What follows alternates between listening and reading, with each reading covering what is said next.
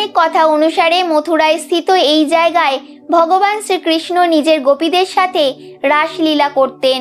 কিন্তু এই জায়গা যতটা পবিত্র তার থেকেও বেশি রহস্যময়ী। মানা হয় যে এই বনে আজও অনেক রহস্যময়ী ঘটনা ঘটে।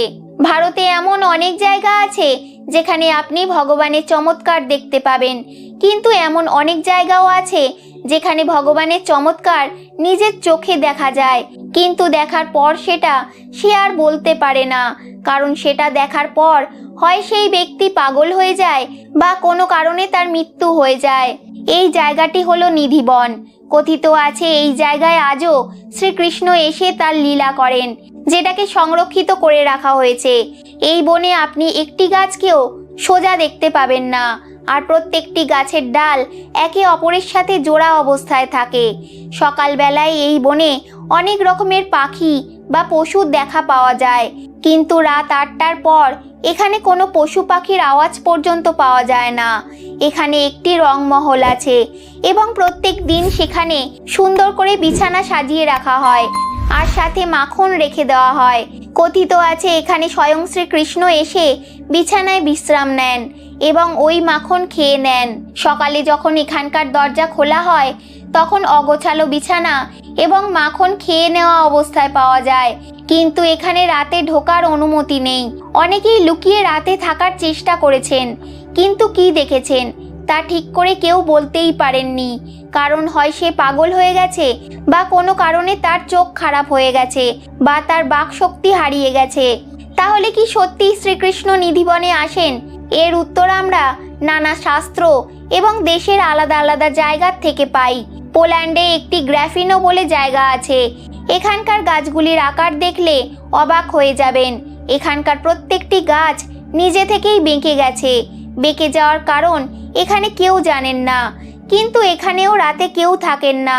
কথিত আছে এখানে রাতে অন্য রকমের এক নেশা হয়ে যায়। ঠিক একইভাবে রুশে একটি জঙ্গল আছে যেটাকে ড্যান্সিং ফরেস্টও বলা হয়ে থাকে, কেননা এখানে থাকা গাছগুলো রহস্যময়ীভাবে বেঁকে আছে আর এটাও ভয়ানক জঙ্গল হিসেবে পরিচিত। আর এখানেও রাতে কেউ থাকেন না। বৈজ্ঞানিক মতে এই সমস্ত জায়গায় রাতের বেলা রেডিয়েশনের অন্য মাত্রা থাকে, কিন্তু তার কারণ কি তা বোঝা যায়নি। হতে পারে নিধিবনেও একই রকমের ঘটনা ঘটে। আমাদের শাস্ত্রেও একথার উল্লেখ আছে যে ভগবান কিছু বিশেষ জায়গাতেই নিজের জ্ঞানের আভাস দেন, আর সিদ্ধ পুরুষই ওই জ্ঞান প্রাপ্ত করতে পারেন। আর নিধিবনেরও এই জ্ঞানের ভার সাধারণ মানুষকে পাগল করতে পারে। শ্রীমদ্ ভগবদ গীতাতেও শ্রীকৃষ্ণ বলেছেন, আমি ভৌতিক মায়ার থেকে বাইরে, আমি প্রত্যেকটি কণায় অবস্থিত। তাহলে আমরা বলতেই পারি এখানে শ্রীকৃষ্ণ ভৌতিক রূপে আসেন না, বরং তিনি জ্ঞানের ভাবের আভাস দেন। আর তাই নিধিবনের গাছে কেউ হাত দেন না। নিধিবনে প্রত্যেক বছর লাখ লাখ শ্রদ্ধালু আসেন, কিন্তু কেউ এখানে থাকার সাহস দেখান না। স্থানীয়রা মানেন যে ভগবান শ্রীকৃষ্ণ আজও এখানে আসেন এবং গোপীদের সঙ্গে রাসলীলা করেন। একবার জয়পুর থেকে আসা এক যুবক চুপচাপ রাতে এখানে থেকে গিয়েছিল, কিন্তু আশ্চর্য এটাই যে পরের দিন সকালে তাকে সেখানে অজ্ঞান অবস্থায় পাওয়া যায়। আর যখন তার জ্ঞান আসে তখন সে পাগল হয়ে গিয়েছিল। বলা হয় যে যেই ভগবানের রাসলীলা দেখেন সে হয় মারা যায় অথবা তার মাথার সন্তুলন হারিয়ে যায়। কিন্তু এই নিয়ম শুধু মানুষের জন্যই নয়, পশু পাখি সকলের সাথেই এই একই ঘটনা ঘটে।